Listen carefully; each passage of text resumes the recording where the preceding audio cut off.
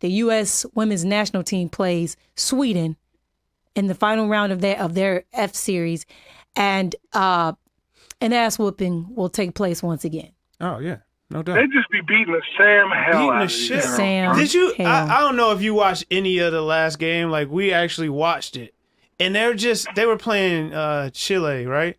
And the girls, it was a girl on the U.S. team that I think her number was 22. Looked like she could start free safety in the NFL. The black girl. The way she was standing. Just standing next to these Chilean women. She was standing next to the little girl. I'm like, bro, this don't even look right. And that's why they was beasting them on corners all the time. We look so swole out there against some of these girls. Why you acting surprised? You see Vidal and Sanchez before. Them Chileans, they little, bro. Yeah, bite-sized. They are. Bite-sized. You gotta be able to fit in mines, bro. That's the only way you can make money out there, bro. It's so awkward to watch like U.S. soccer and we're like the favorite. Like it's not awkward. You need to get over that, okay? Why it's awkward is because ain't no dick out there playing. I mean, yeah, that's what I'm saying. You watch it, and that's what I usually watch. It's just good soccer. Who cares? Look at AJ. It's just good soccer. Why do you think that our women are so good at sports? Because the easy answer is like, oh, because we let them play sports. But we actually, like, women been playing sports in other countries like France and Canada and Germany way before we let them play sports here in America. Well, I think that our soccer team. I think our soccer team is so good because there has been a push for. I probably would say since I was a kid, honestly, soccer has been the number one sport that little girls are pushed into. Yeah, that's true. And that's so now those women, those little girls are now grown women. And that's part of the reason that I get so mad. Every time I watch the pregame or the postgame of the U.S. women's team, they call them girls. Our girls are so talented. These girls are kicking butt. Way to go, girls. These are grown women.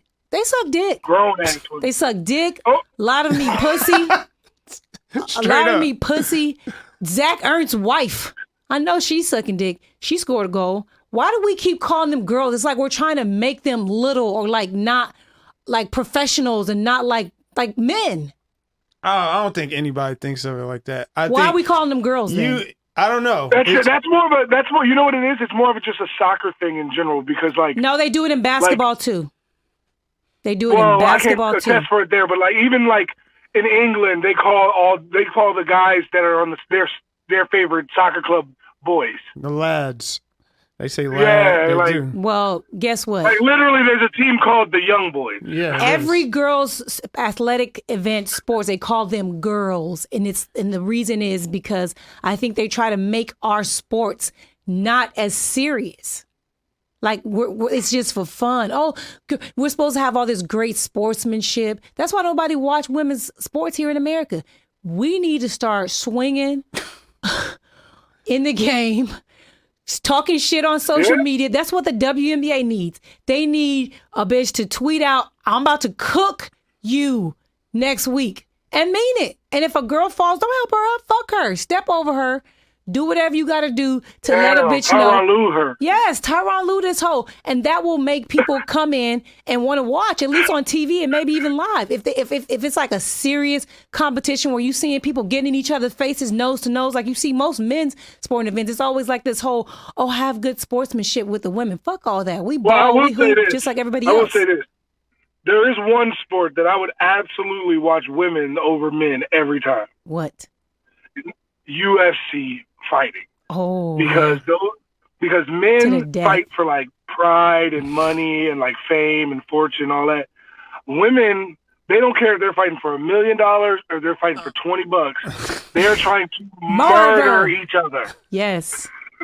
Yes. The girls really do be going at it. Girls go hard to the death. Like it's crazy. That Cyborg Amanda Nunez fight was like an actual bar fight. Yeah. Yeah. Nunez put them hands on it. It's dope. So U.S. women's team plays Sweden on Thursday. Please support our girls. Support the girls. They're doing things the men's team could never. Yeah, I mean, they getting the best athletes, bro. I would like to point out that we definitely could do this. We could, but at the men in America, but guys like Brent and Reggie Bush and Calvin Johnson, they keep playing football. And then guys like Kyrie and Steph and Russell Westbrook and LeBron, they keep playing basketball. And then you got Andrew McCutcheon playing baseball randomly. Like, we could be so sweet. We could be sweet at soccer. It would be the same thing. Like, we're just... Yeah, we would be. You know, it's this thing that happened here. It was like where people were bred for years. Yes, called slavery. It just makes us really good at sports for some reason.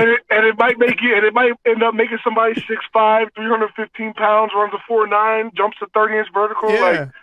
Like, Yeah. My family was from Louisiana. So. Look at you. Yeah. Look at you. Yeah, bro, you could be like a crazy center back or something. You know what I mean? Just imagine. AJ and all this gut. AJ would be out He there. would be slim, AJ though. would be elbowing niggas running through the fucking Oh my field. God. AJ would be like 240 So many yellow slim, cards. So many yellow cards. And you'd be like, what, ref? bullying people. A 240-pound 6'5" center back, bro. Yeah, you'll be sweet, bro. AJ, we about to get... Don't let me get caught up on the corner. Oh, my God.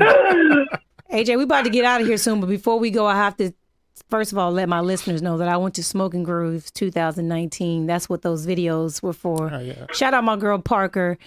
We celebrated her birthday there. Several bucket list artists that I've never seen. Common. Thoroughly impressed. I'm sorry that I haven't been a fan all this time.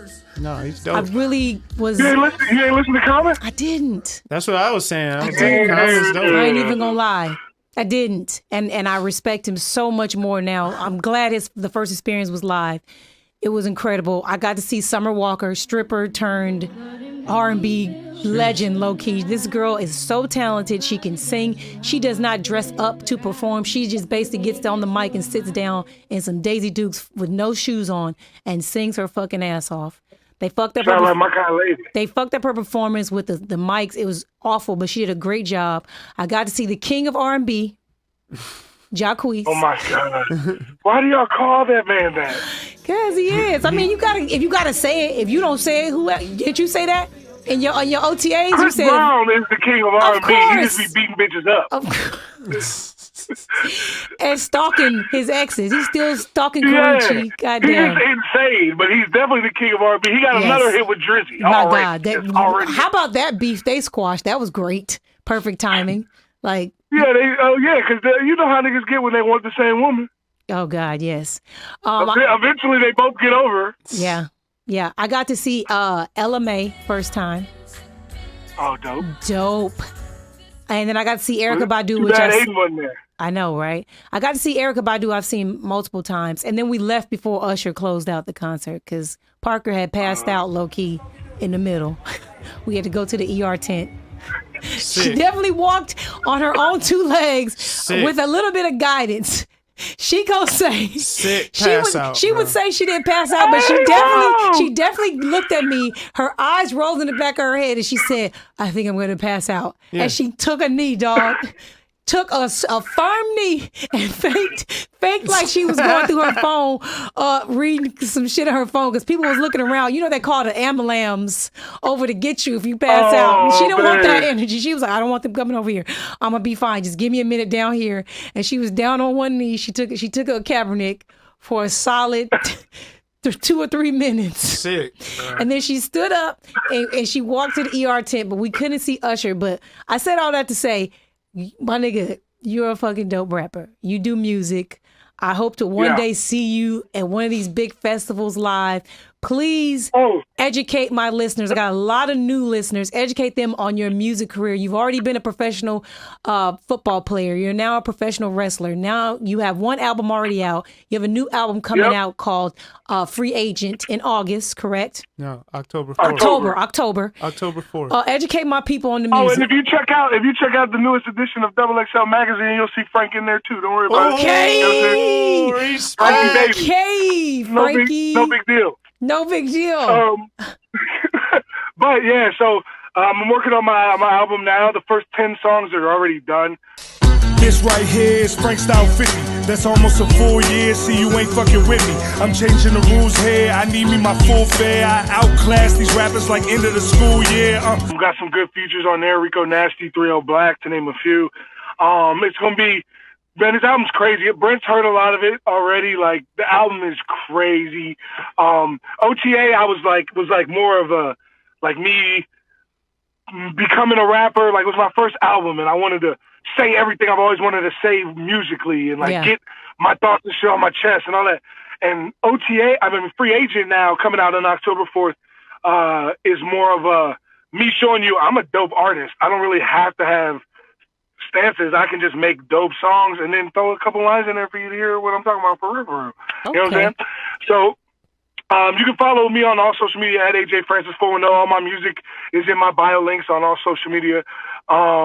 Like, it's on Spotify, Google Play, Apple Music. So just look me up. And the song that we got for the outro is not only my entrance music when I'm wrestling, but is also the lead single off of Free Agent. It's called Heisenberg, Say My Name. Okay. And if you ever watched Breaking Bad, it's the famous scene where Heisenberg says, "Say my name." And the guy's like, "Heisenberg." Yeah. So it's really dope. And I think you'll like anybody. This beat cranks. Is good for the gym, the club. It just, I can't wait for everybody to be able to hear Free Agent October 4th. It's going to be crazy. Dope. Well, we're going to get out of here. Thank you for joining me, AJ. Appreciate you always. Anytime. The Three Amigos needed another podcast. We haven't linked up in a minute to talk some shit. Yeah. Thank you, baby daddy. We're going to get out of here. We're going to play Say My Name on the way out. Appreciate you guys. Hey. Peace. Hey. That runner.